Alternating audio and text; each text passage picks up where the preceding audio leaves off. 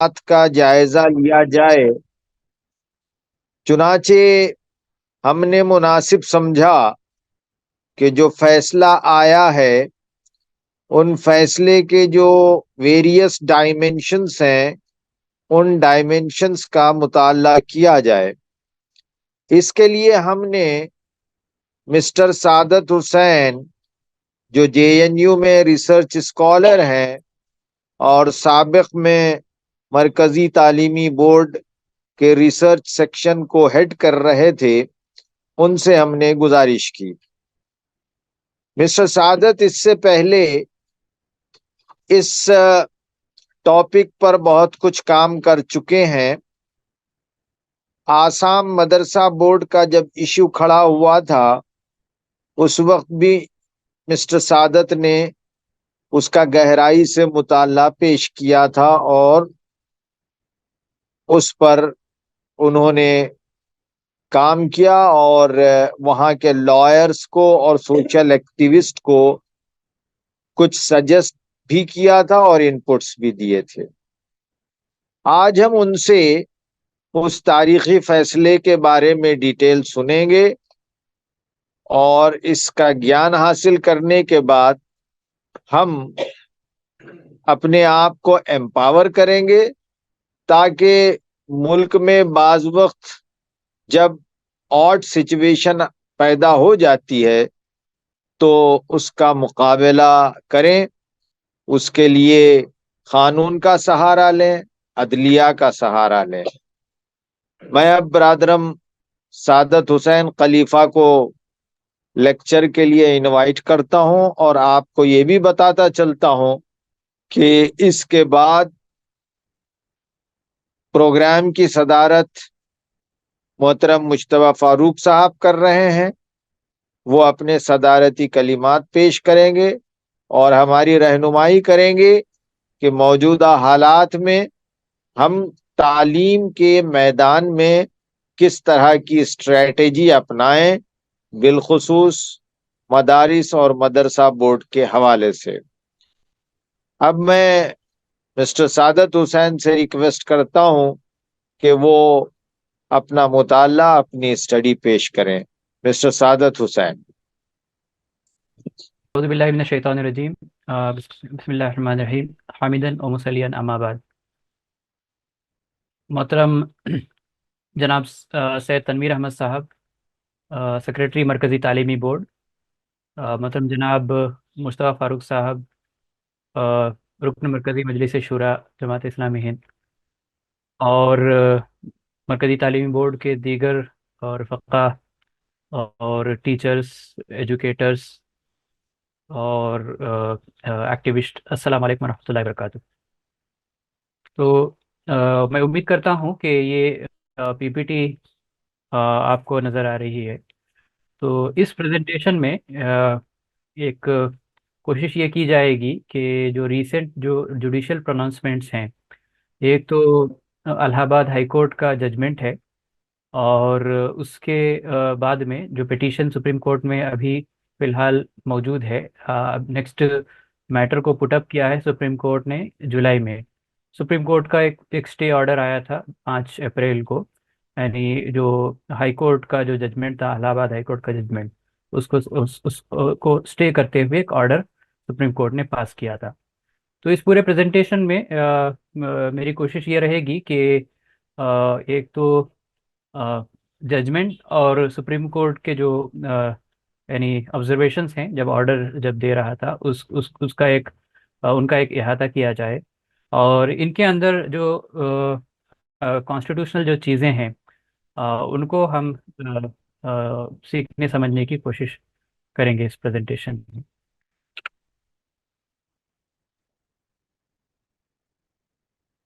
सबसे पहले एक तो ये है कि बैकग्राउंड के तौर पर हमने ये देखा कि रिसेंटली, यानी जैसा इस सेशन को अभी मुस्तफ़ा फारूक साहब चेयर कर रहे हैं, इंशाल्लाह इस पर वो और मज़ीद रोशनी डालेंगे कि रिसेंटली हम देखते हैं कि मदारिस हों, चाहे वो रिकग्नाइज्ड हो, अनरिकग्नाइज्ड हो, मकातिब हों, या माइनॉरिटी एजुकेशनल इंस्टीट्यूशंस हैं, स्कूल्स हैं, कॉलेजेस हैं, यूनिवर्सिटीज़ हैं, वहाँ पर जो है एक डिफरेंट डिफरेंट टाइप्स का उनके फंक्शनिंग है, उनसे रिलेटेड जो रेगुलेशंस हैं उनके हवाले से, और इनके जो वैलिडिटीज़ को लेकर मदरसा और मदरसा बोर्ड फॉर एग्जांपल है। यानी आसाम में हमने ये चीज़ देखी। और रिसेंटली 2018 का जो राजस्थान में मदरसा बोर्ड एक्ट है, उसको लेकर अभी राजस्थान हाई कोर्ट पे भी पिटीशन अभी चल रहा है, जिसमें भी यानी इलाहाबाद हाई कोर्ट में जो पिटीशन डाला गया था, उसी लाइन का पिटीशन वहाँ पर भी, एक तो रिलीजियस इंस्ट्रक्शन वाला जो आर्टिकल है, आर्टिकल 28, जिसको हम आगे मजीद उसका मुताला करेंगे। और दूसरा जो है जो सेक्युलरिज्म का प्रिंसिपल वायलेट हो रहा है, ये कहते हुए राजस्थान में भी अभी वो पिटीशन अभी वहाँ पर डाला गया है, और उस पर हियरिंग्स वगैरह चल रहे हैं। दूसरा ये है कि यानी यानी एक मेजर जो एस्पेक्ट है इस पूरे प्रोसेस में, जो पिछले साल यानी 2 साल पहले आसाम मदरसा बोर्ड का जब इशू आया था, जब हमने तालीमी बोर्ड की तरफ से जो स्टडी की, तो तालीमी बोर्ड की टीम जब आसाम वहाँ पहुंची, तो वहाँ पर जो हमने लॉयर्स वगैरह से बातचीत करने के बाद में एक जो एस्पेक्ट वहाँ पर हम लोगों को महसूस हुआ, वो स्टेट फंडिंग ऑफ मदरसा है। वो एक है आर्टिकल 28 का वायलेशन, ये एक इल्ज़ाम है। और दूसरा प्रिंसिपल ऑफ सेक्युलरिज्म, यानी कि जो कॉन्स्टिट्यूशन का एक बेसिक स्ट्रक्चर है, वहाँ पर इसका एक वायलेशन हो रहा है, एक दूसरा एक क्लेम मलसा बोर्ड्स को लेकर। और तीसरी जो चीज़ ये है कि यानी मदारिस में और माइनॉरिटी रन स्कूल्स में बच्चों के हुकूक वायलेट हो रहे हैं, ये एक क्लेम है। 2006 में चाइल्ड राइट कमीशन का एक एक्ट बना था। उस एक्ट के तहत जो रेसिडेंशियल इंस्टीट्यूशंस हैं, जहाँ बच्चे पढ़ते हैं, उन बच्चों के लिए यानी एक रेसिडेंशियल स्कूल का इंफ्रास्ट्रक्चर कैसे होगा, उस पर कुछ गाइडलाइंस जो है उस एक्ट मतलब के तहत दिए गए थे 2006 में। तो उसको सामने रखते हुए मदरसा मदरसा मदारिस में बच्चों के हुकूक वायलेट हो रहे हैं, ये एक क्लेम वहाँ पर लगातार किया जा रहा है। और एनसीपीसीआर के जो चेयरपर्सन है प्रियांक कानूगो, वो रेगुलरली जो है हम देखते हैं कि रैंडमली किसी मदरसे में वो घुस जाते हैं। वो यूपी में हो, इवन बिहार में रिसेंटली वो एग्जाम्पल हमने देखा। और उसके अलावा पिछले ही महीने कर्नाटका के में बेंगलुरु शहर में कई मदरसों पर ये चेयरपर्सन विजिट करते थे, और रैंडमली बच्चों को उठाते थे और पूछते थे कि तुम्हारे साथ क्या जुल्म हो रहा है, कि तुमको मतलब मॉडर्न एजुकेशन हासिल करने का इंटरेस्ट है या नहीं है क्या। या बच्चियों को पूछेंगे कि मतलब ये जो हिजाब तुम पहने हो, ये क्या तुमको यानी हर्डल नहीं क्रिएट कर रहा है। इस तरह से बच्चों को सवाल करते हैं। और हम न्यूज़ मीडिया में भी हम देखते हैं कि बच्चे, यानी मिसाल के तौर पर जैसे आसाम में चेयरपर्सन ने जाकर उनसे पूछा, बच्चों से जो पहले मदरसे हुआ करते थे, अभी स्कूल में जब कन्वर्ट किया गया उनको, उन बच्चों से ये पूछा कि मतलब पहले में और अब में क्या फ़र्क है। मीडिया ने जब पूछा, तो बच्चे यानी कोई वैल्यू जजमेंट दिए बगैर ये कह रहे थे कि पहले हम लोग अरबी पढ़ते थे, अभी हम मैथ साइंस पढ़ते हैं। तो मीडिया उसको ऐसे रिपोर्ट करता है कि एक परसेप्शन बिल्डिंग के लिए कि देखो कि कैसे मतलब असम के चीफ मिनिस्टर का कंट्रीब्यूशन, कि पहले वो बच्चे क्या कहते हैं अरबी पढ़ा करते थे, अभी उनको यानी मतलब मैथ साइंस जो मॉडर्न मॉडर्न सब्जेक्ट्स हैं वो पढ़ने में उनको मज़ा आ रहा है। और एक और जो एलिगेशन है मदारिस को, खास करके जो ईस्टर्न स्टेट्स हैं, खास करके बिहार है, आसाम है, यहाँ पर जो बॉर्डरिंग स्टेट्स हैं, वहाँ जो मदारिस लोकेटेड है, उनके ऊपर ये एक इल्ज़ाम ये लगाया जाता है कि यहाँ पर लोग जो है यानी बॉर्डर क्रॉस करके यानी बांग्लादेश है, नेपाल है, वहाँ जाकर यहाँ पर टेरर एक्टिविटीज़ वगैरह होती हैं। तो इस नाम पर भी जो है मदरसों को रेड किया जाता है जो एजेंसीज के द्वारा। और वहाँ पर वहाँ के जो इंतज़ामिया है, टीचर्स है, बच्चे हैं, उनको जो है परेशान किया जाता है। तो उत्तर प्रदेश का केस को हम इस प्रेजेंटेशन में समझने की कोशिश करेंगे। उत्तर प्रदेश की बात की जाए तो 1918 में यानी मदरसों का नज़म तो हिंदुस्तान में यानी बहुत पहले से रहा है। निज़ामिया मदरसा का जो सिस्टम है वो हम लोगों को 18 सेंचुरी से पहले भी जाकर हम लोगों को उसका एक कनेक्शन हमको मिलता है। लेकिन 1918 में ये यानी जब यानी अंग्रेज़ों के ज़माने में एक अंग्रेज़ों को एक कंसर्न था, वो ये था कि जो पर्सनल लॉस हैं, पर्सनल लॉ को यानी इंटरप्रेट करने के लिए, उसको रेगुलेट करने के लिए उनको लोग चाहिए थे, ऐसे मतलब काजी लोग चाहिए था। तो इस वजह से उन्होंने 1780s में एक मदरसा, आलिया मदरसा उन्होंने इस्टेब्लिश किया था कलकत्ता में, जो आज आलिया यूनिवर्सिटी है। और उसके बाद में हम देखते हैं कि कई मदारिस का जो सिलसिला, ख़ास करके जो बंगाल प्रोविंस में मदारिस को इस्टेब्लिश करने का एक सिलसिला स्टेट की तरफ से, वो एक प्रोसेस हम देख पाते हैं। अब उस कॉन्टेक्स्ट में 1918 में ही जैसे आसाम मदरसा बोर्ड का क़याम अमल में आया था उस वक्त, उसी तरह से यूपी में अरबी फ़ारसी बोर्ड को इस्टेब्लिश किया गया था। और इन मदारिस को जिन जिन जो स्टेट से फंड लेते थे, स्टेट से यानी सपोर्ट लेते थे, और वहाँ के जो फारिगीन हैं, यानी स्टेट यानी ब्रिटिश जो स्टेट है उसको यानी मतलब पर्सनल लॉ को इंटरप्रेट करने में या उनके कोडिफिकेशन में कंट्रीब्यूट करते थे वहाँ के फारिगीन। तो ये एक पूरा एक प्रोसेस वहाँ से चलना शुरू किया, फंड्स वगैरह गवर्नमेंट से आया करता। तो 2004 में ये जो मदारिस, जो रिकग्नाइज मदारिस हुआ करते थे, करते हैं, या जो सरकार से जो फंड लेते हैं, ऐसे मदारिस को उत्तर प्रदेश सरकार ने 2004 में एक एक्ट के तहत उनको, तमाम मदारिस को शामिल किया। और यानी जो जो जो रीसेंट डेटा है वो ये कहता है कि न्यूज़ रिपोर्ट्स के मुताबिक वो 25,000 मदारिस हैं यूपी में, जो इवन जो सुप्रीम कोर्ट में जो पिटीशन डाला गया था उसमें भी ये डेटा मेंशन किया गया था। 25,000 मदारिस में से 16,500 रिकग्नाइज मदरसे हैं उत्तर प्रदेश मदरसा एजुकेशन बोर्ड के तहत, ये रिकग्नाइज्ड हैं। और उनमें से यानी 16,500 में से सिर्फ 560 मदरसा ऐसे हैं, मदारिस ऐसे हैं जिनको सरकार से ग्रांट मिलता था। यानी बहुत ही छोटा परसेंटेज, 560 डिवाइडेड बाई 16,500 इंटू 100 आप कैलकुलेट करके देखें, बहुत ही एक मिनिस्क्यूल परसेंटेज है वो, उनको जो है ग्रांट्स जो है मिला करता था। और इसके अलावा 8,500 ऐसे मदारिस हैं जो स्टेट में, यूपी में वो अनरिकग्नाइज्ड हैं। और इसके अलावा यानी इन मदारिस से पढ़ने वालों को यानी कामिल, फाजिल ऐसे जो post graduate, under graduate degrees जो है उनको मिला करता था। ये एक यूपी का यानी मदरसों का एक ब्रीफ सिनारियो है।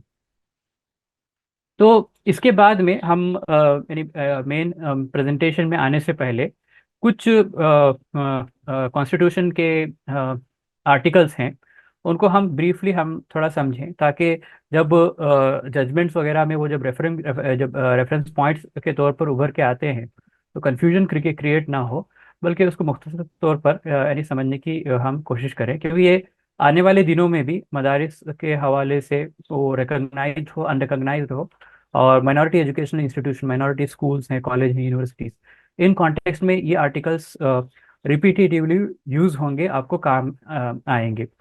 तो जिनके पास अभी हाथ में स्मार्टफोन है वो लोग इन आर्टिकल्स को मतलब गूगल पे सर्च करके कई वेबसाइट्स आपको मिल जाएंगे, उनमें से इंडियन कानून एक वेबसाइट है, वहाँ पर आप इन आर्टिकल्स का जो एक्सप्लेनेशन वगैरह है उसको आप रेफर भी कर सकते हैं।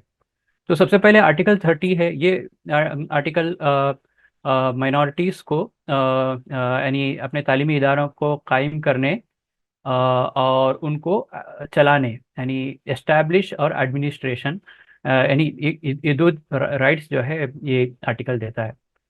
तो इसके तहत जो है दो क्लॉज हैं, क्लॉज 1, क्लॉज 2। क्लॉज 1 के तहत एक सब क्लॉज है। क्लॉज 1 ये कहता है कि all minorities whether based on religion, language shall have right to establish and administer education institution of their choice, पहला। तो उसके अंदर क्लास ये है, 1 ये है कि in making any law providing for the compulsory acquisition of any property of an educational institution established and administered by a minority referred to in clause 1, state shall ensure that amount fixed by or determined under such law for the acquisition of such property is such a would not restrict or abrogate the rights guaranteed under that clause. और दूसरा clause ये है कि the state shall not in granting aid to education institution discriminate against any education institution on the ground that it is under the management of minority, whether based on religion or language. यानी state जो है discriminate नहीं करेगा इस ऐसे इदारों के खिलाफ। यानी जब भी मतलब यानी उनको कोई एड जब दिया जाता है उस हवाले से, यानी वो चाहे लैंग्वेज के बेस पर हो या रिलीजियस के बेस पर, जो माइनॉरिटी एजुकेशनल इंस्टीट्यूशन हैं। तो आर्टिकल 30 में एक मेन जो चीज़ है वो एस्टैब्लिश और एडमिनिस्टर, यानी किसने एस्टैब्लिश किया और कौन एडमिनिस्टर कर रहा है, ये बहुत इम्पोर्टेंट फैक्टर होता है। यानी वो कोई भी इंस्टीट्यूशन हो, एजुकेशनल इंस्टीट्यूशन, वो मदरसे के शक्ल में हो सकता है या स्कूल के शक्ल में हो सकता है, कॉलेज या यूनिवर्सिटी के शक्ल में भी हो सकता है। तो आर्टिकल 28 है, ये एक और एक आर्टिकल है, इसको आप इंटरनेट पे सर्च करें। इसका यानी जो कॉन्स्टिट्यूंट असेंबली डिबेट है वो भी पढ़ने लायक है, जहाँ पर खास करके जो डिबेट डिस्कशंस हुए उसके अंदर अंबेडकर का जो पर्सपेक्टिव था उस पूरे डिस्कशन में, वो यानी पढ़ने लायक चीज़ है।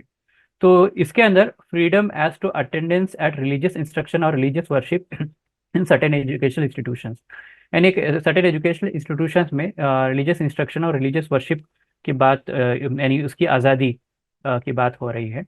उसके अलावा यानी इसके अंदर 3 क्लॉज हैं। पहला क्लॉज ये है कि no religious instruction shall be provided in any education institute wholly maintain out of state fund, यानी 100% जहाँ स्टेट फंड आता है ऐसे इंस्टीट्यूशंस में रिलीजियस इंस्ट्रक्शन नहीं दी जा सकती। तो रिलीजियस एजुके यानी रिलीजियस एजुकेशन, रिलीजियस इंस्ट्रक्शन और एजुकेशन अबाउट द रिलीजन को लेकर डिस्कशन कॉन्स्टिट्यूंट असेंबली डिबेट में हुआ।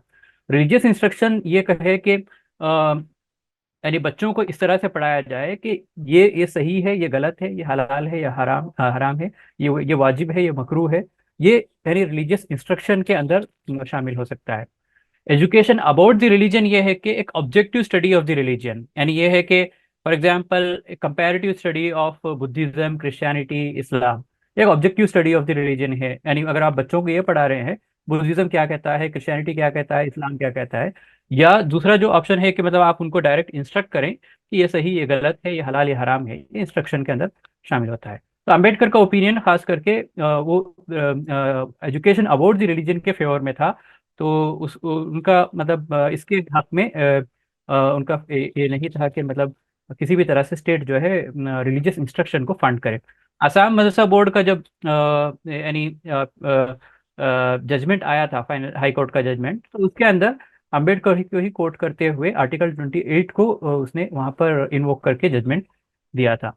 और क्लास 2 इसमें इंटरेस्टिंग बात है, यानी मतलब क्लास 1 में अप्लाई ऐसे इदारों को नहीं होगा जहाँ जिन इदारों को एस्टेब्लिश करने का यानी मतलब मकसद ही रिलीजियस इंस्ट्रक्शन है, यानी वो किसी ट्रस्ट के तहत आते हैं, एंडोमेंट के, जैसे मिसाल के तौर पर अगर वक्फ के तहत आ रहे हों, तो वहाँ ऐसा हम इंटरप्रेट कर सकते हैं कि वहाँ ये जो रूल है यानी क्लॉज 1 वो अप्लाई नहीं होगा।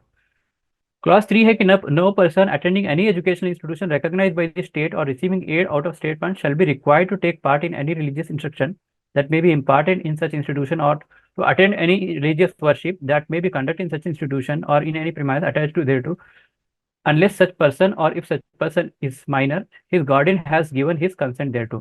यानी यानी ऐसे इदारों में खास करके जो हम माइनर पढ़ रहे हो, जहाँ मतलब राधा कृष्ण कमीशन ने यानी जो रिकमेंडेशन दिया था यानी रिलीजियस एजुकेशन के हवाले से, वो after school hour with the consent of the parent, यानी वो ये जो क्लास 3 से एक्चुअली वो रिलेटेड है, जो राधा कृष्ण कमीशन जो रिकमेंड करता है कि मतलब अगर आप रिलीजियस एजुकेशन देना चाहते हैं तो वहाँ पर आप क्या कहते हैं विद पेरेंट्स परमिशन, पेरेंट्स की इजाज़त और उनके कंसेंट के साथ, और आफ्टर स्कूल आवर उनको रिलीजियस एजुकेशन इम्पार्ट किया जाए।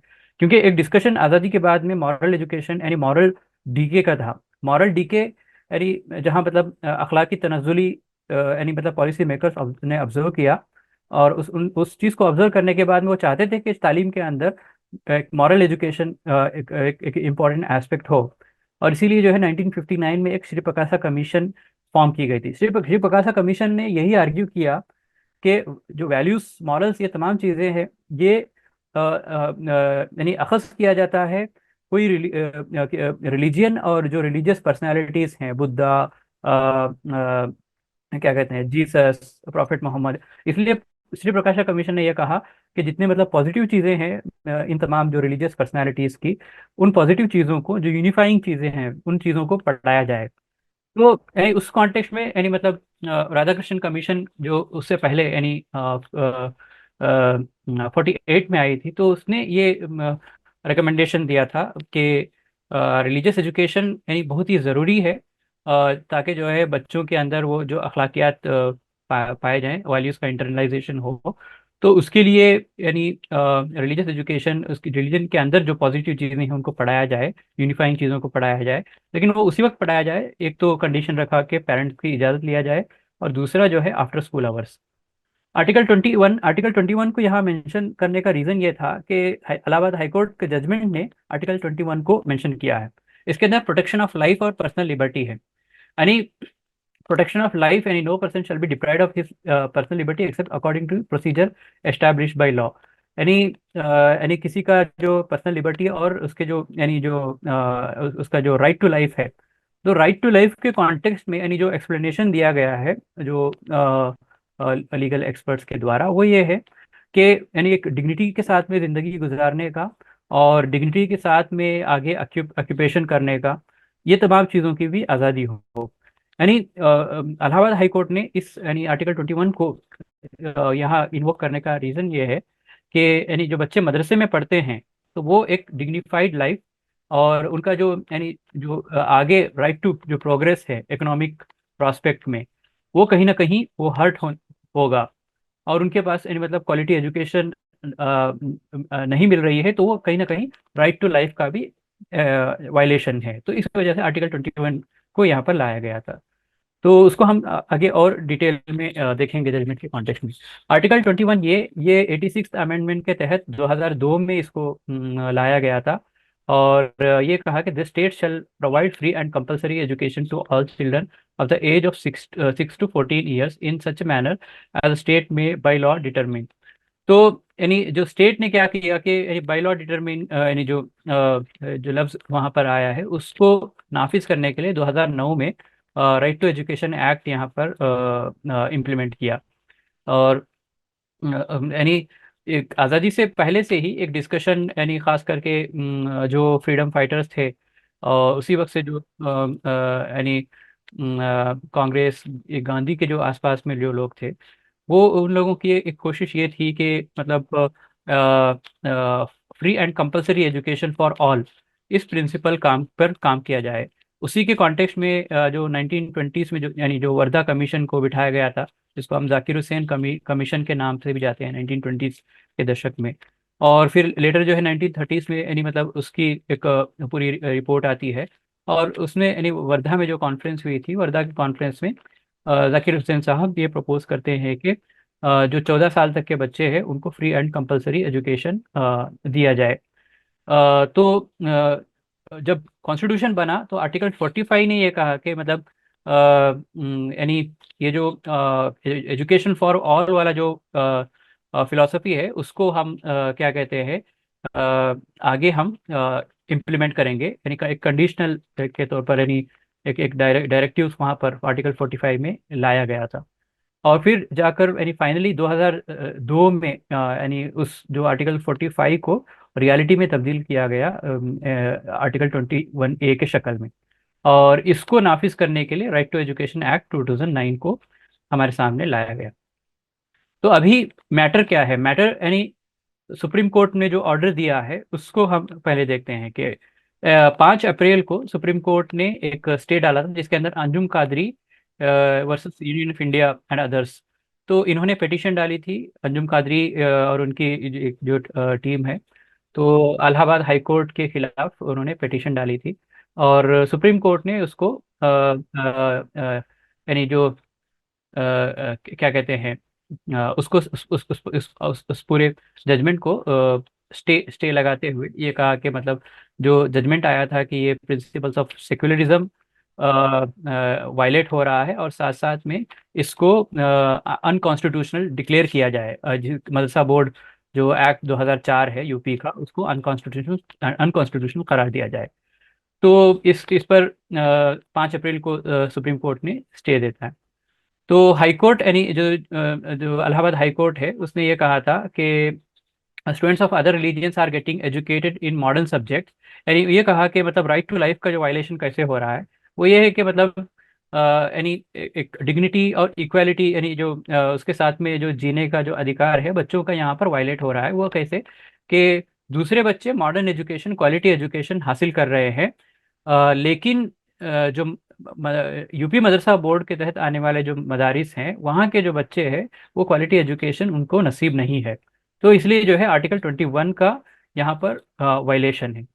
और यानी denying the same quality by madrasa board amounts to violation of both article 21A and 21 of the constitution.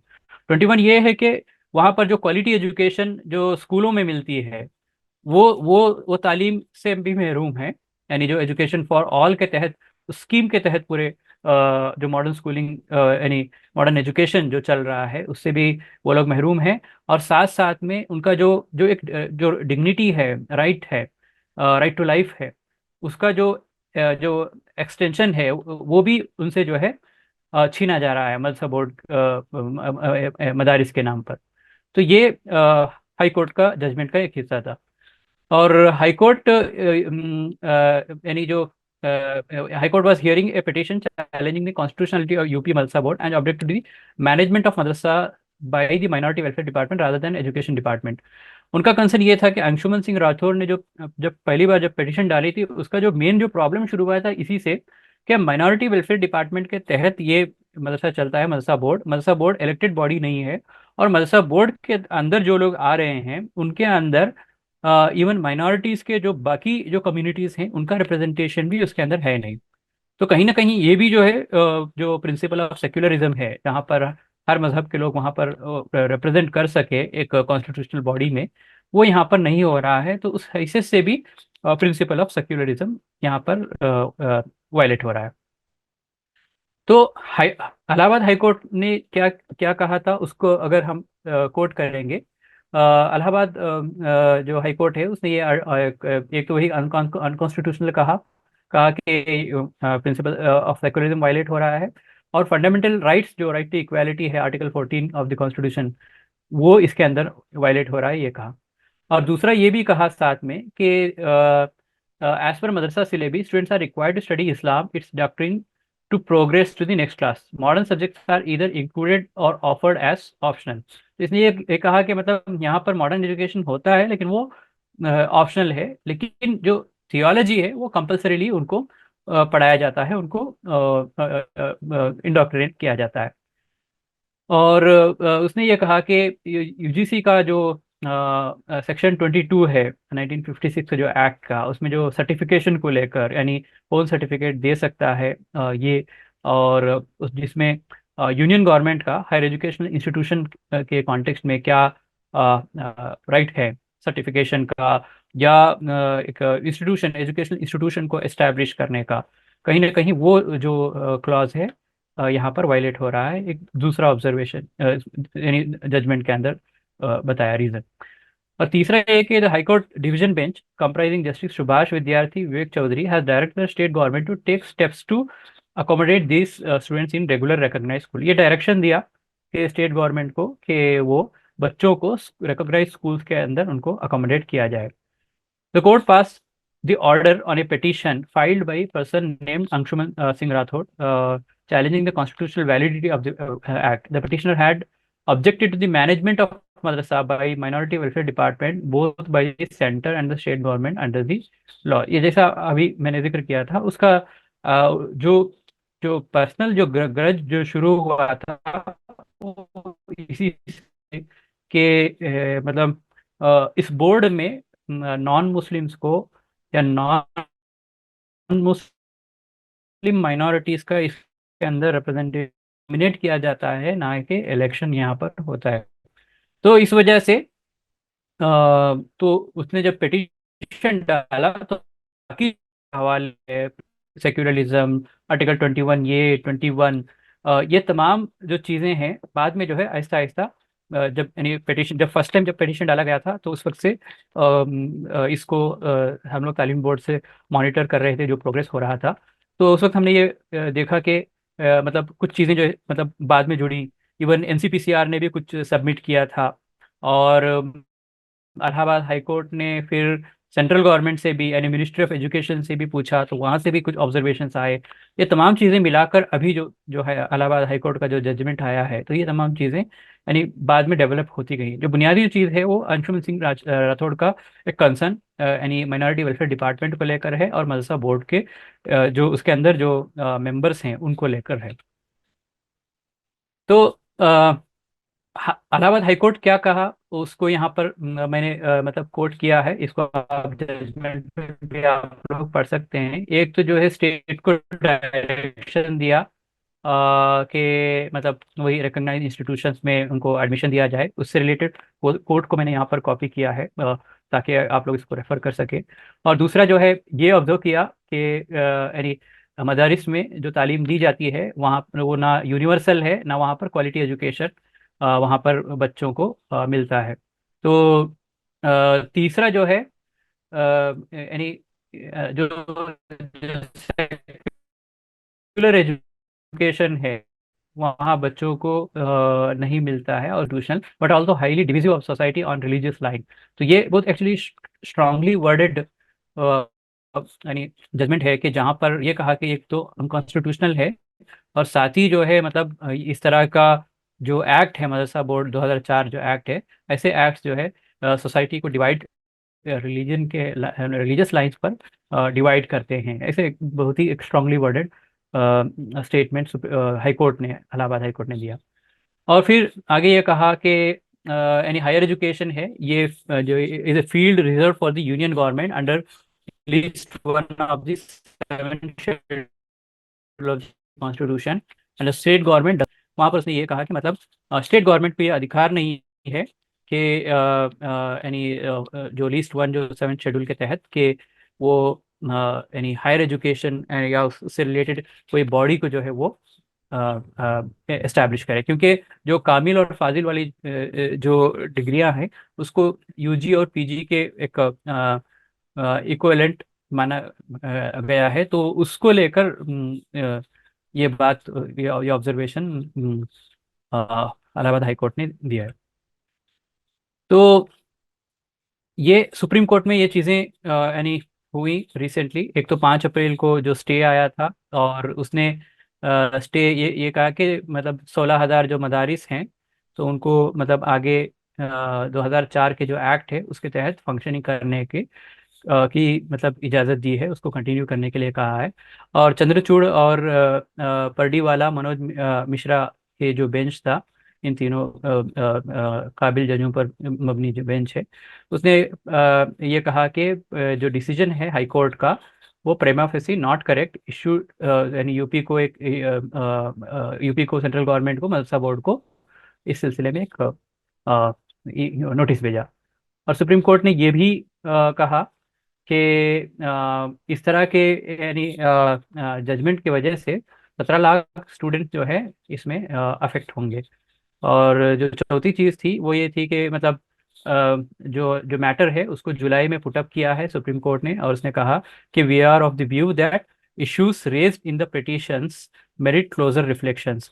यानी काफ़ी जो है कॉन्स्टिट्यूशनल चीज़ें हैं, इवन जजमेंट के अंदर भी पिटिशन के अंदर भी। आर्टिकल 30 इन्वॉल्व है, 21 है, 21 ये है, आर्टिकल 14 है,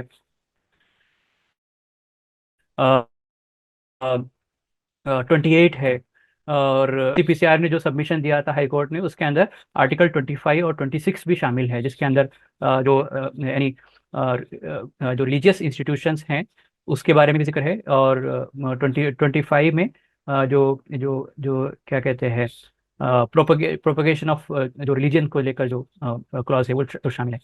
तो इस वजह से यानी काफ़ी जो है यानी कॉम्प्लेक्स कॉन्स्टिट्यूशनल चीज़ें इसके अंदर इन्वॉल्व हैं। इस वजह से अभी स्टे ऑर्डर देकर ताकि 17 लाख बच्चों का भविष्य खराब ना हो। और ये ऑब्जर्व किया कि मतलब जो एक्ट है वो रेगुलेटरी इन नेचर। तो ये कहते हुए उसको स्टे लगाया है, और कहा कि हम इसको फर्दर जुलाई में देखेंगे, सेकेंड वीक ऑफ जुलाई। और कोर्ट ये भी कहा कि the object and purpose of the statutory board which is constituted under the act is regulatory in nature. यानी 2004 का जो एक्ट है आर्टिकल 30 ये कहता है कि एस्टैब्लिश एंड को कौन एस्टैब्लिश कर रहा है, कौन एडमिनिस्टर कर रहा है, वो इम्पोर्टेंट हो जाता है। लेकिन जो जो एक्ट है वो मदरसों को कायम करने या एडमिनिस्टर, यानी जो जो यूनिट है, इंडिविजुअल जो मदरसा यूनिट है, उसको एडमिनिस्टर करने वाली बात नहीं है, बल्कि वो एक रेगुलेट कर रहा है कि एग्जाम कैसे होंगे, एग्जाम कब होंगे, यानी सिलेबस क्या होगा, ये जो चीज़ें हैं हो सकती हैं, तो वो एक रेगुलेशन वो टाइम टू टाइम वो देता है। The finding of the High Court that the very establishment of the board would amount to breach the principles of secularism appears to conflate the concept of madrasa education with the regulatory powers which have been entrusted to the board। तो उसने ये कहा कि मतलब जो principle of secularism यहाँ पर violet कर रहा है, ये एक्चुअली मतलब उतना यहाँ पर यानी अप्लाई होते हुए दिखता नहीं है, कि एक सुप्रीम कोर्ट ने ऑब्जर्व किया। तो जो पार्टीज थे, तीन तरह के पार्टीज इस पूरे, मैंने सुप्रीम कोर्ट में जब ये हियरिंग चला, तीन तरह के पार्टी थे। एक तो the association of Madrasa teachers, और दूसरा जो है यूपी गवर्नमेंट, और तीसरा जो है सेंट्रल गवर्नमेंट।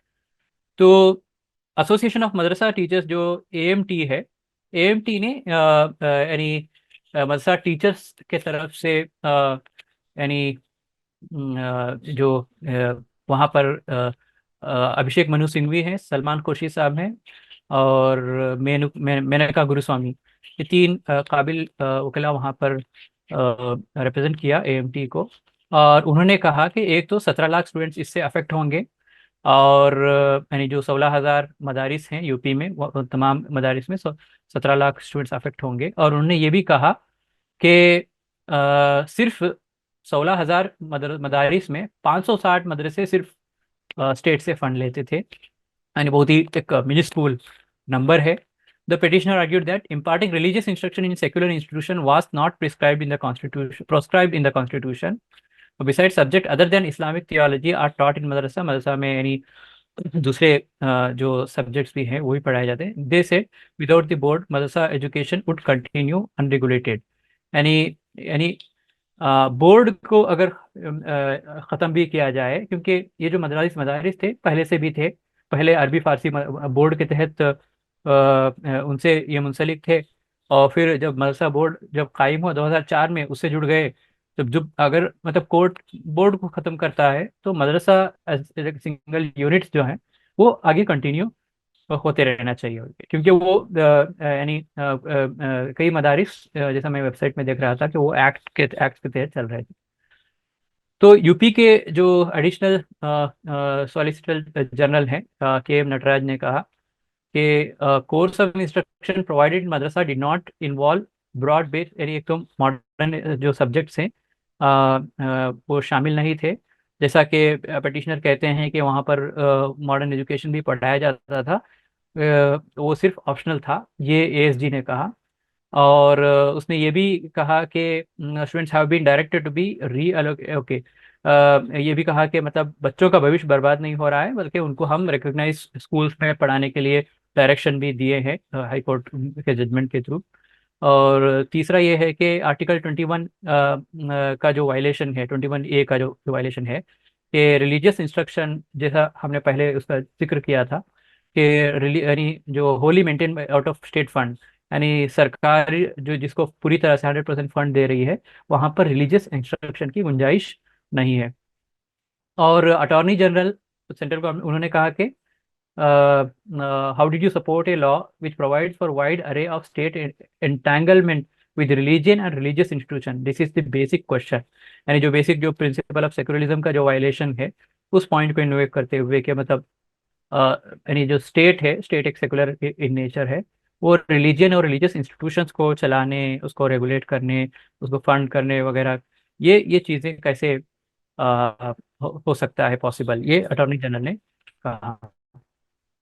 तो सुप्रीम कोर्ट ने क्या कहा उसको, यानी मतलब अगर कोर्ट किया जाए, जैसा ऑलरेडी इसको ऊपर बताया गया, पहली बात जो उसने कहा कि the provisions of the act the high court prima facie has mistook, यानी ये कहा कि हाई कोर्ट ने इसको एक्ट को मिसरीड किया है। दूसरी बात ये कहा कि एक्ट डज नॉट से provide this instruction in any educational institution maintain out of, मतलब उसको लेकर यानी ये एक्ट जो है उतना बात नहीं कर रहा है, क्योंकि वो तो बहुत छोटी तादाद है, 560 मदरसे हैं। और तीसरी बात ये कि if the object and purpose of PIL was to ensure that secular education in course of math science, ये जो social studies, history, language provided in institution education, the remedy would not lie in striking down the provision of the act. Students who pursue their education in these institutions are not deprived of the quality education that is made available by the state in other institutions. ये बहुत important बात है। वो इसलिए कि मतलब high court ने कहा कि मदारिस में क्वालिटी एजुकेशन नहीं चलती है, और ये सरकारी मतलब यानी मतलब गवर्नमेंट से रिकॉग्नाइज मदरसे हैं, और यहाँ अगर क्वालिटी एजुकेशन नहीं मिल रही है तो स्टेट को क्वालिटी एजुकेशन प्रोवाइड करना चाहिए, ना कि ये शिकायत करे कि मतलब यहाँ पर क्वालिटी एजुकेशन नहीं मिल रही है इसलिए आर्टिकल 21 का वायलेशन हो रहा है, राइट टू लाइफ का वायलेट हो रहा है।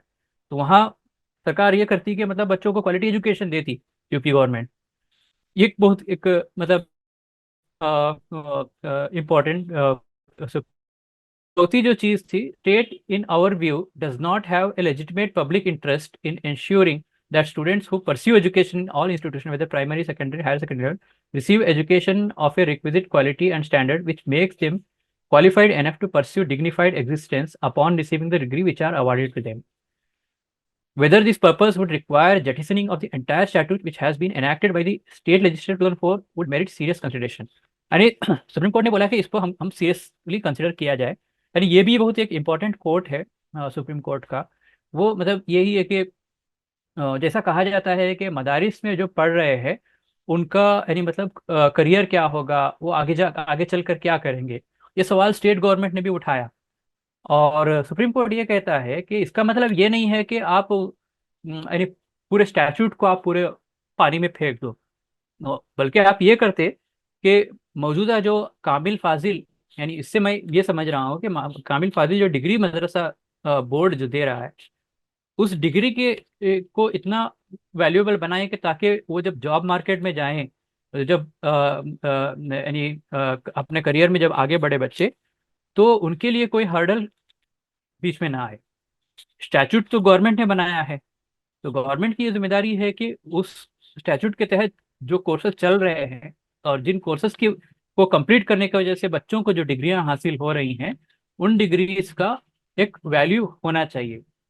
तो ये भी एक यानी जो दूसरा और जो यानी तीसरा और चौथा जो कोट है इस स्लाइड में, ये बहुत ही इंपॉर्टेंट है, ये नोट करने वाली चीज है। और इस तरह के जो रिलेटेड मैटर्स हैं, यानी अलग अलग तरह के जो मदारिस को, माइनॉरिटी इंस्टीट्यूशंस को लेकर जो यानी अटैक, खास करके मदारिस को यानी स्टेट एंड मदारिस को लेकर जो अटैक्स है, ये कुछ केसेस है जहाँ मैंने लिस्ट आउट करने की कोशिश की है। एक तो ये कि असम का, जैसा मैंने एग्जाम्पल बताया, 1281 मदरसाओं को यानी मिडिल इंग्लिश स्कूल के तौर पर उनको रीनेम किया गया, स्कूल्स में तब्दील करने के बाद में। 2023 में एनसीपीसीआर ने चाइल्ड राइट को इन्वोक करते हुए इसी केस के अंदर इलाहाबाद हाई कोर्ट में ये चीज़ें पेश की थी। कहा था कि whether the government funding provided of religious education in madrasa is violation of article 14, 25, 26, 29, 30, has contended that the teachings in madrasa are not adequate in a writ petition filed by madrasa teacher from Uttar Pradesh, Jaunpur, Ejaz over the non-payment of salary due to paucity of government funding of the institute. तो 2022 में एक UP government ने 25,000 मदारिस का सर्वे करने का order दिया दिया था। और 2023 में ये कहा कि उसके अंदर ये कहा कि 2/3 जो मदारिस हैं 25,000 में, वो स्टेट से मतलब रिकॉग्नाइज नहीं है, ये सर्वे करने के बाद जो उन्होंने रिपोर्ट दी थी। 2023 में 3 मेंबर एसआईटी यूपी में फॉर्म किया गया था जो 4,000 मदारिस को यानी जो खास करके जो ईस्टर्न यूपी है, इंडो नेपाल बॉर्डर, वहाँ पर तो ये कहते हुए कि मतलब यहाँ पर फॉरेन फंडिंग होती है और इनको जो है सरकार के मतलब जो स्कैनर में इनको नज़र में रखना चाहिए, ये कहते हुए 2023 में एसआईटी को फॉर्म किया गया था यूपी गवर्नमेंट ने। 2023 में एनसीपीसीआर ने माइनॉरिटी वेलफेयर डिपार्टमेंट उत्तराखंड वहाँ पर एक नोटिस जारी किया था, और ये कहा था कि मतलब एक्सप्लेनेशन मांगते हुए कि why these 749 Hindu children were not enrolled in government school as mandated by the right to education. वहाँ पर हिंदू स्टूडेंट जो पढ़ रहे थे, तो उनको मतलब जो मॉडर्न स्कूल्स हैं वहाँ पर उनको क्यों शामिल नहीं किया गया। 2023 में नवंबर में एनसीपीसीआर जो चीफ सेक्रेटरी है, वो मतलब उन्होंने chief secretary government of Karnataka को एक एफआईआर डाला था दारुल उलूम सईदिया यतीम खाना बेंगलुरु। ये कहा कि वहाँ की कंडीशंस बहुत ही ख़राब हैं, और यानी सुबह 3:30 बजे वहाँ मदरसा जाकर वहाँ के असातिज़ा को उठाकर परेशान करके ये कहा कि मतलब यहाँ बच्चों का के हुकूक वायलेट हो रहे हैं।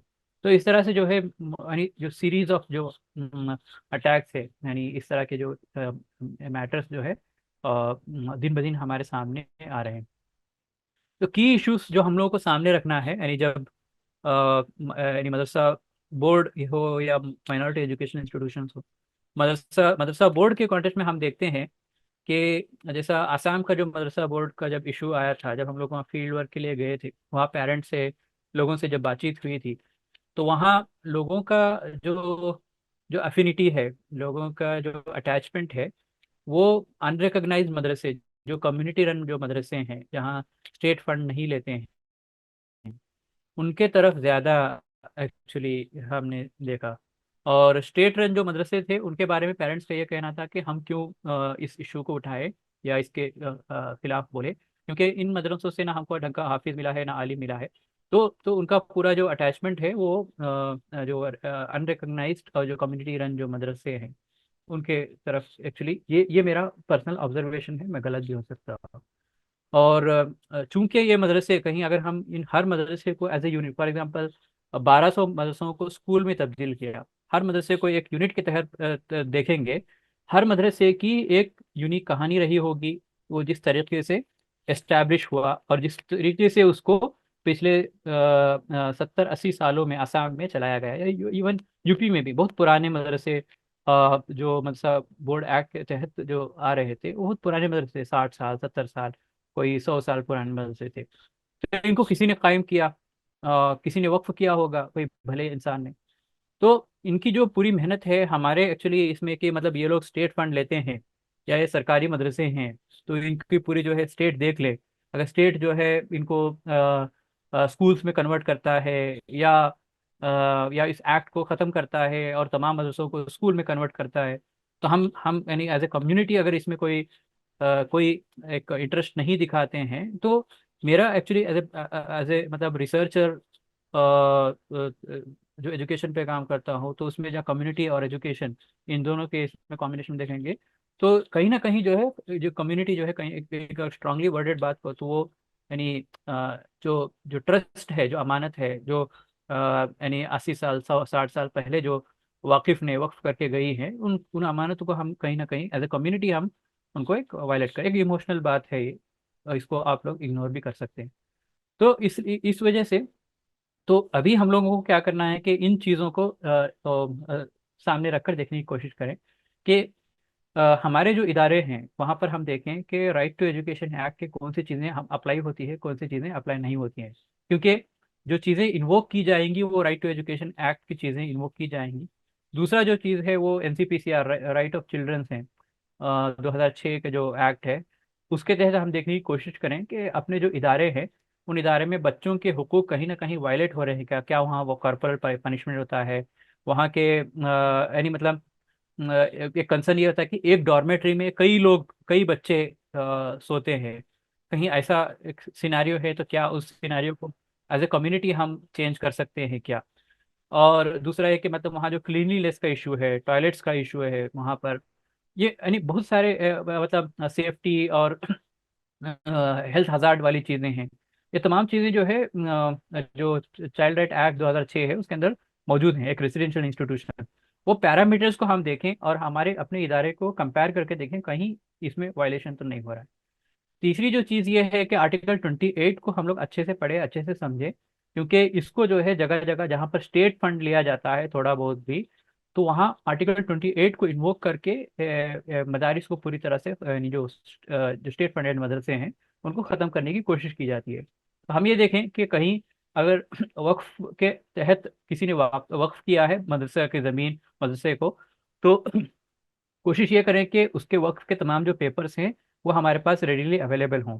असम के अंदर हमने ये देखा कि मदरसों मदरसों को यानी मतलब बहुत ज़माने पहले वाकिफ ने वक्फ किया था, लेकिन 1994 में मदरसा का जो उस वक्त का जो मैनेजमेंट था उन्होंने जो है स्टेट के हवाले किया प्रोविंशलाइजेशन के बदले में।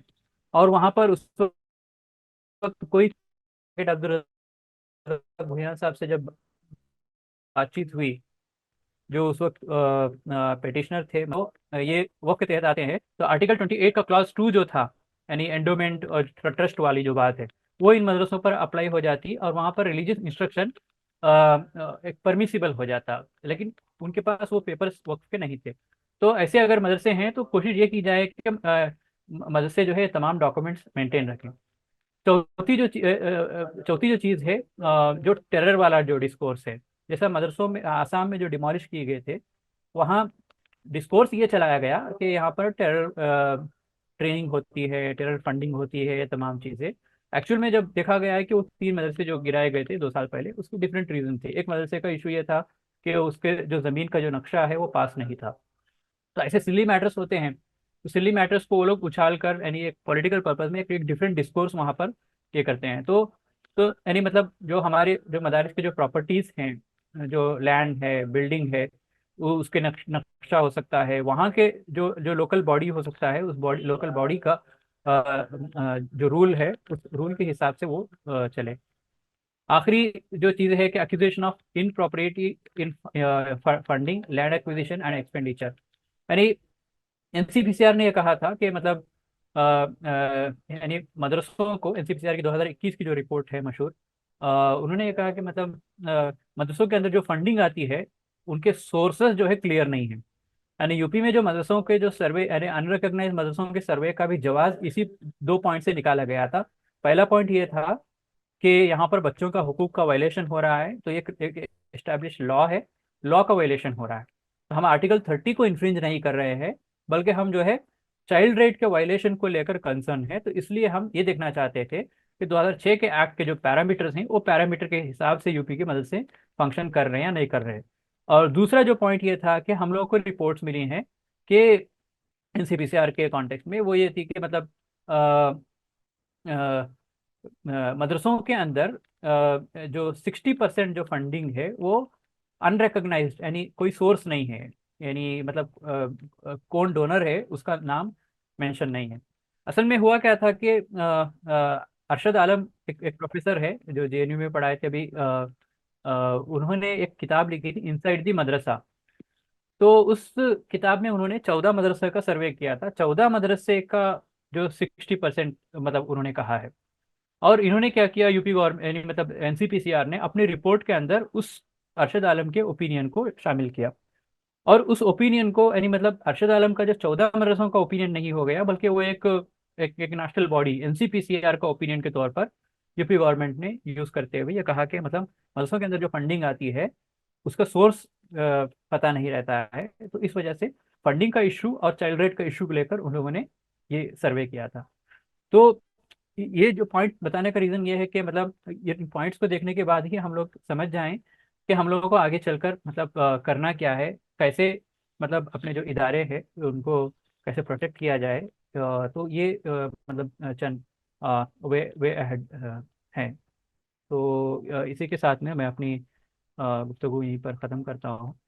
और अल्लाह से दुआ करता हूँ कि अल्लाह तबारक व तआला हमारे जो मिल्लत के जो इदारे हैं और स्कूल्स हैं और मदारिस हैं, तमाम तरह के मदारिस हैं, इनको जो है यानी इल्म हासिल करने का एक ज़रिया बनाएं और तमाम जो शर हैं उससे इनको महफूज रखें। और कम्युनिटी को भी ये हिम्मत और ताकत दे कि इन इदारों को, कम्युनिटी का के जो एसेट्स हैं उनको कैसे हम प्रोटेक्ट करें, प्रिजर्व करें, ताकि जो है जो यहाँ जो बच्चे पढ़ते हैं उनका रोशन जो है बहुत ही सुनहरा हो।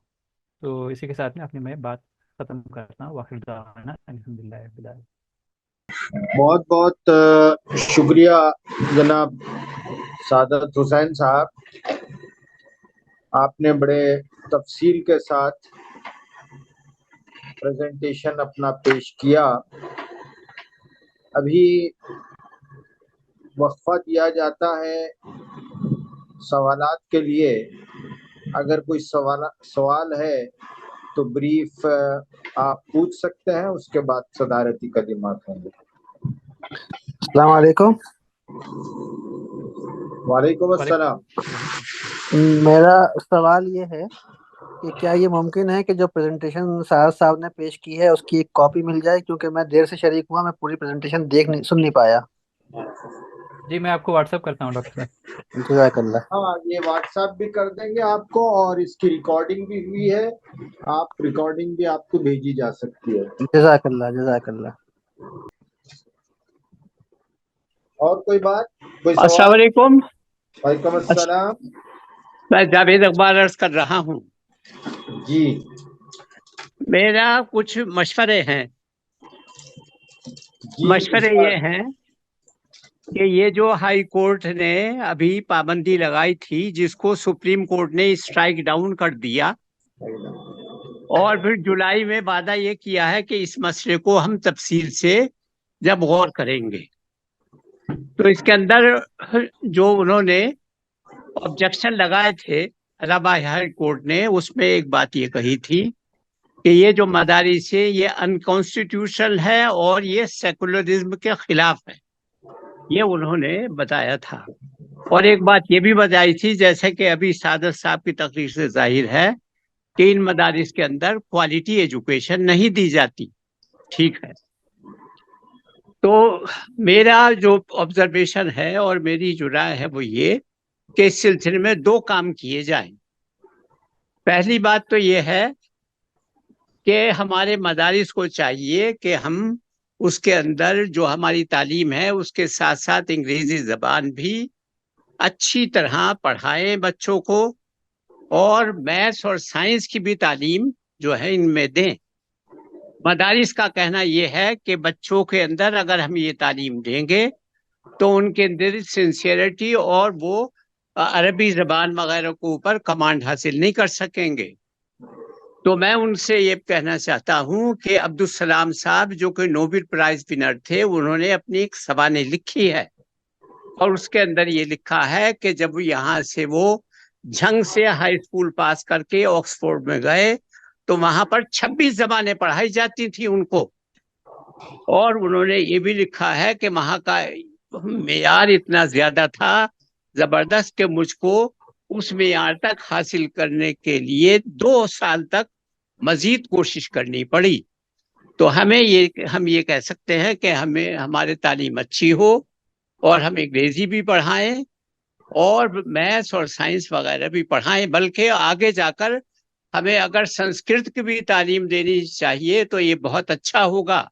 अल्लामा शिबली ने 90 के अंदर जब वो नाजिम की हैसियत से गए तो उन्होंने प्रपोज ये किया कि मैं समझता हूँ कि यहाँ पर अरबी जबान के साथ साथ संस्कृत जबान भी पढ़ाई जाए। तो एक काम तो ये करना चाहिए, और दूसरा काम ये करना चाहिए कि हमें अच्छे वकीला को एंगेज करना चाहिए, जैसे सलमान साहब हैं, ये बहुत अच्छे वकील हैं, और भी 2-3 आदमियों को, ताकि जुलाई में जब हम उससे बहस करें सुप्रीम कोर्ट में आए तो हमारे वकीला बहुत अच्छी एडवोकेसी कर सके। ये दो बातें मुझे कहनी थी। जी, बहुत बहुत शुक्रिया जावेद अब्बाल साहब। अब मैं मोहतरम मुश्तबा फारूक साहब, रुकन मरकजी मजलिस शुरा जमात इस्लामी हिंद से गुजारिश करता हूँ कि वो सदारती खिताब फरमाएं।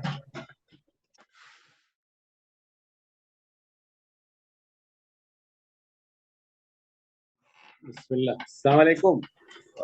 वालेकुम सलाम। बिस्मिल्लाहिर्रहमानिर्रहीम। पहले तो मैं बोर्ड का मशकूर और उसके बाद रस्मन नहीं बल्कि वाक़तन सादत साहब का मशकूर कि माशाल्लाह वो बहुत संजीदगी के साथ, बहुत तफसील के साथ चीज़ों को समझने की जुस्तजू करते हैं और प्रेजेंटेशन में बहुत मुतय्यन तौर पर पेश करते हैं। तो जो तफसील आई है और इसके लिए सलमान असद साहब ने तवज्जो दिलाई के साथ उसका मिल जाए कॉपी, तो मैं समझता हूँ कि हर वो आदमी जिसको दिलचस्पी है उनको सादत साहब के इस मवाद को महफूज करना चाहिए ताकि उनके से हमारा काम आसान हो जाए। क्योंकि वो एक तवील प्रेजेंटेशन था, तो मैं बहुत मुख्तसर वक्त में कुछ एहसासात के साथ अपनी बात ख़त्म करूँगा। और मतलब की बात यह है कि कुछ चीज़ें जो सरफेस पर ज़ाहिर होती हैं, वो ज़ाहिर होना ये नहीं है कि उतना ही कुछ है जितना कुछ नज़र आ रहा है, बल्कि उसका तज्जिया इस बात का तकाजा करता है कि उसका ज़हूर क्यों हुआ, क्यों इस तरीके की चीज़ें उभरने लगी। तो मैं समझता हूँ कि इसको बहुत तहकीक की ज़रूरत नहीं है, बल्कि जो लोग अब इक़्तिदार में हैं वो बहुत पहले से अपना एक मंसूबा रखते हैं और उनके सामने जो थ्रेट्स हैं उसमें डोमिनेंट थ्रेट जो है वो इस्लाम है। इस्लाम के अलावा क्रिश्चियनिटी भी है, उनके एनिमीज में लेफ्ट भी हैं, लेकिन जो ग्रुप सबसे बड़े साइज में है और बड़े साइज से ज़्यादा जो सबसे ज़्यादा मौसर चीज़ है कि जो दीन और जो तसव्वुर और उसकी जामियत और तासीर दुनिया देखती रही है, तो उससे जो खौफ है वो खौफ इस बात का तकाजा करता है कि उसको बहर सूरत रोका जाए अगर उनको अपनी बका चाहिए। तो वो जो लड़ाई है वो उनकी अपनी बका की लड़ाई है। तो ये फिक्री तौर पर जो उनकी कोशिश और ख्वाहिश है, उसमें जो चीज़ माने है वो हिंदुस्तान का दस्तूर और उसका निज़ाम है। तो जो उन लोगों की संजीदगी को कम से कम मैं उसको रिकग्नाइज करूँगा कि यहाँ पर ये नहीं है कि सिर्फ वो मेजॉरिटी में है इसलिए किसी प्रिपरेशन के बगैर डायरेक्ट वो अपने ख्वाहिशात को इम्पोज करें, बल्कि जिस ढंग से वो चीज़ें करते हुए लेकर आ रहे हैं और जिस चीज़ के लिए हमवार कर रहे हैं। अभी तो एक इशू है यहाँ पर जो मदरसा एजुकेशन के हवाले से जिससे जूझने लगे हैं, लेकिन उन्होंने इतनी बात का ऐलान नहीं किया है, बल्कि मेरे नज़दीक इससे ज़्यादा जो इशू है वो इशू मुसलमानों के यहाँ पर वजूद को दस्तूरी तहफ़्फ़ुज़ दिया जाए या नहीं दिया जाए, ये सबसे बड़ा थ्रेट मेरी राय में। उस ये जो मदरसा एजुकेशन से इशू के से बढ़कर मेरे नज़दीक जो है आर्टिकल 29 और 30 का इशू है, जिस पर वो डिबेट छेड़ चुके हैं और वो ये कहते हैं कि हर वो चीज़ जो तहफ़्फ़ुज़ देती है उस तहफ़्फ़ुज़ को ख़त्म कर दिया जाए। तो यहाँ पर तो कुछ चीज़ें डिबेटेबल भी हैं, जैसा कि सादत साहब ने बताया, और उसमें मुख्तलिफ दफ़ात का को कोड भी किया। कुछ बातें कुछ दफ़ात में हैं, कुछ बातें कुछ दफ़ात में हैं। जैसा कि आपने देखा कि आर्टिकल 21, 21A, 246, 1 और तजरीसी का एक्ट जो है 7 शेड्यूल के रेफरेंस से, तो ये कई चीज़ें हैं जो इसमें आई हैं। उसमें 28 के हवाले से उस सराहत को तो वो इस्तेमाल कर रहे हैं कि साहब ये है रिलीजियस एजुकेशन के लिए स्टेट ग्रांट दे सकती है या नहीं दे सकती, और उसके अलावा वो रिकग्नाइज कर सकती है नहीं कर सकती।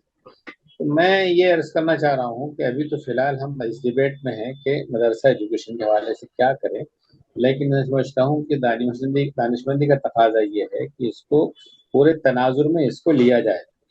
और फिर दूसरी बात जिसकी मैं शिद्दत से दरख्वास्त करूँगा, जिसको मैं महसूस करता हूँ, वो ये है कि सारी चीज़ें अगर हमारे खिलाफ हो रही हैं और हम उसका वक्त से पहले नोटिस लेकर पेशबंदी ना करें, तो जो आग कम एफर्ट्स के साथ बुझाई जा सकती है उसके बाद उससे जूझना कितना आसान होगा, यह मेरे नज़दीक बड़ा सवालिया निशान है।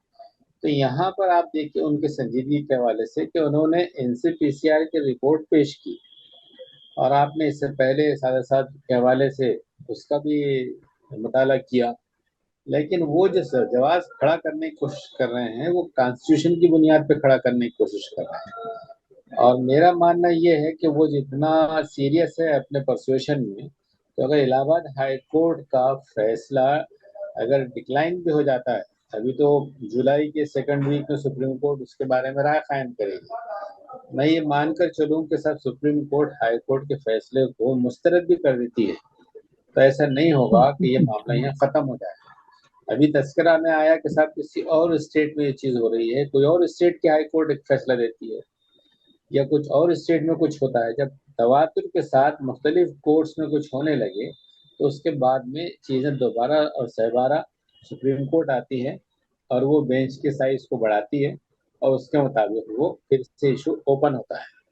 और जब उनके पास निज़ाम है, उनके मकासद वाजे हैं, तो वो जो करना चाहेंगे उसके सिलसिले में वो ना सिर्फ अज़ाइम रखते हैं, बल्कि उनकी तैयारी ये है कि वो आर्गूमेंट रख के पब्लिक ओपिनियन भी बना रहे हैं। वो जो बातें कही गई हैं, ये जो NCPCR के चेयरमैन जो विजिट कर रहे हैं और उन्होंने मदरसा के निज़ाम को जो क्रिटिसाइज किया है, मजाक उड़ाया है, तो हमारे पास उन चीज़ों की यानी इतनी नामुकम्मल जामे दीन रखने के बावजूद उसमें से कुछ फतावा को बगैर तनाजुर के उसमें तनाजुर से काट कर मुसलमानों को के बारे में गलत तस्वीर बनाई जा रही है। तो हमारे पास कई ऐसे महाज उन लोगों ने खोल दिए हैं कि हम अपनी हकीकत को ना सिर्फ वाजे करें, सिर्फ दिफाई तौर पर नहीं कि नहीं साहब आप जो बोल रहे हैं वो गलत है, बल्कि बताइए आपके साथ इस दीन की जामियत क्या है।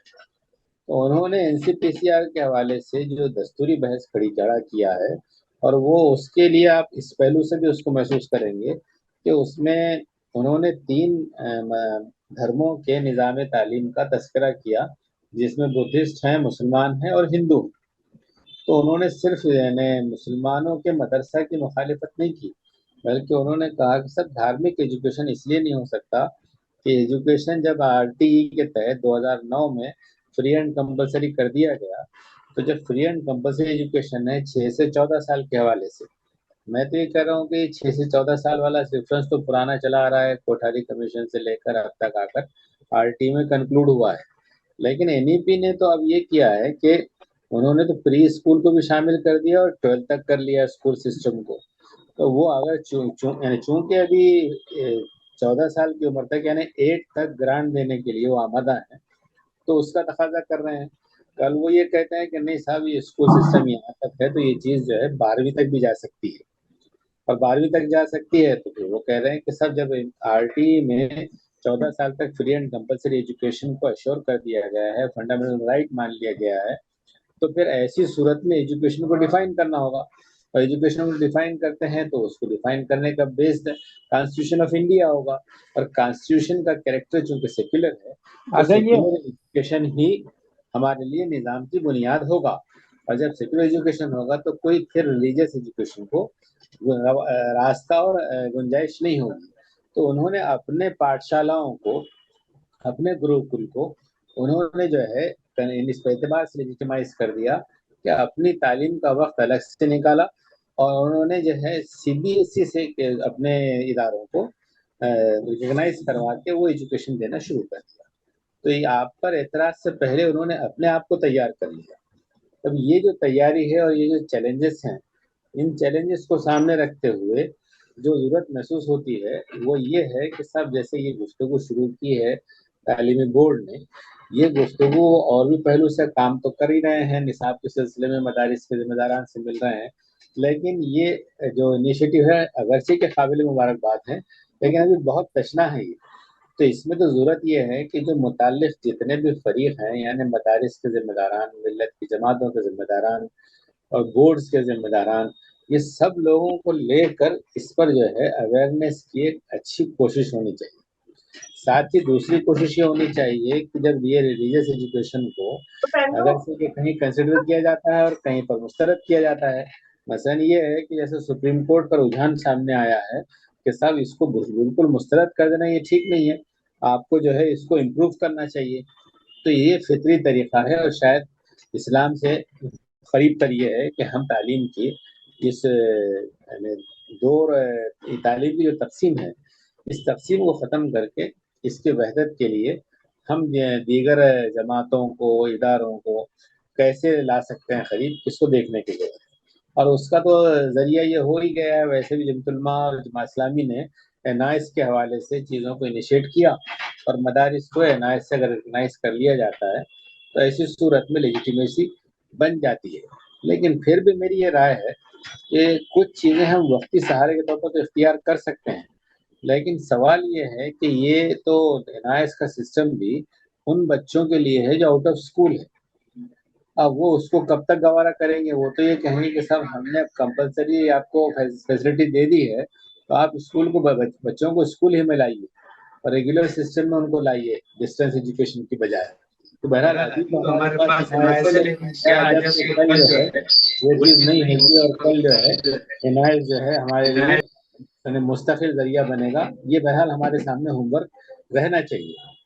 वो बातें जो है उसमें इनके हवाले से वो भी ज़ाहिर है कि टेकअप करनी चाहिए, जैसा एडिशनल सॉलिसिटर जनरल या अटॉर्नी जनरल ने अपनी बहस में रिलीजियस एजुकेशन को ज़्यादा जोर न देते हुए स्टेट की तरफ से फंडिंग पर जोर दिया है।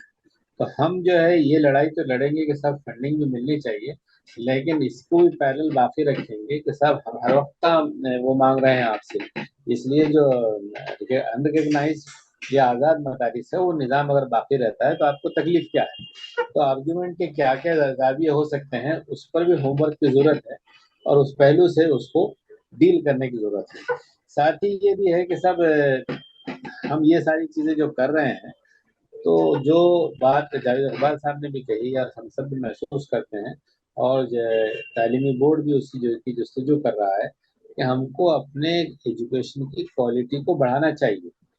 हम वो आर्ग्यूमेंट तो करेंगे, आर्ग्यूमेंट बनाए आर्ग्यूमेंट कि अगर क्वालिटी एजुकेशन का सवाल मदरसा बोर्ड पर है तो गवर्नमेंट के स्कूलों में क्वालिटी क्या है या दूसरे निज़ाम में तालीम की क्वालिटी और परफॉर्मेंस क्या है।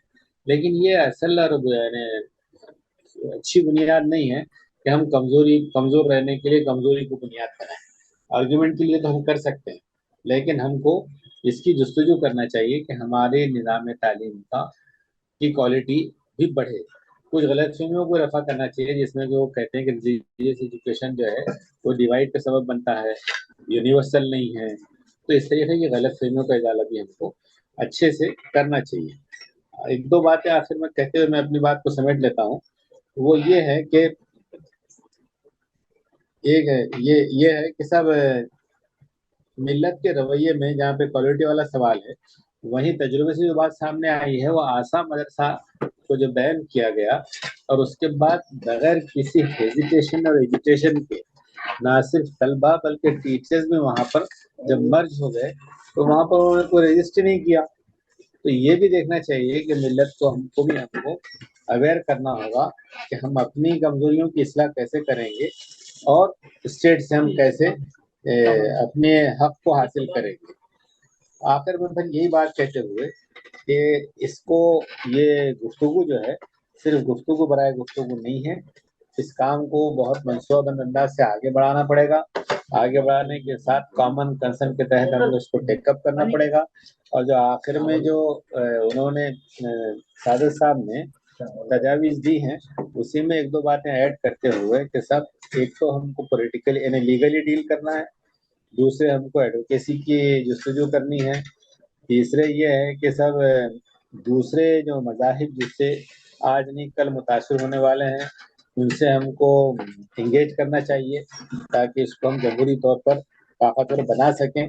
और सबसे ज़्यादा ये है कि मिल्लत में इस बात को का रिवाज देना चाहिए कि साहब जो हमारी बेहिसी है और जो हमारी गफलत है और हम जो कुछ कर रहे हैं तो इससे अगर जल्दी नहीं उभरेंगे तो शायद बहुत से मामलात में जब देर हो चुकी होगी तो होमवर्क भी बहुत करना पड़ेगा और कीमत भी बहुत अदा करनी पड़ेगी। बहरहाल जो इनिशिएटिव लिया गया है उसके लिए मैं फिर से मुबारकबाद दूंगा तालीमी बोर्ड के जिम्मेदारान को और इनसे ये कहूँगा आपके